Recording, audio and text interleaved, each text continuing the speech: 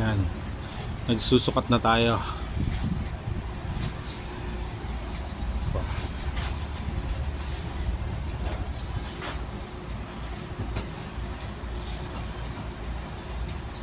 So nagsusukat na tayo ng belt.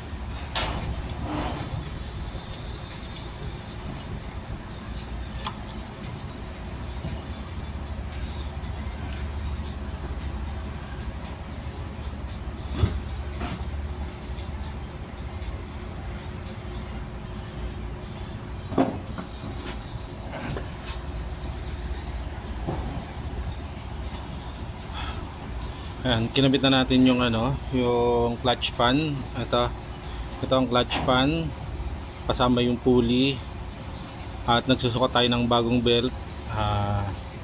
Yung nakakabit kasi dati ay mas makitid, so mas malapad ang ilalagay natin. Dito sa nakalagay doon. Ayun, yung bagong belt na ipapalit ko para sa alternator.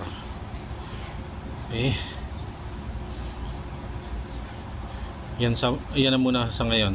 Mamaya ulit tayo.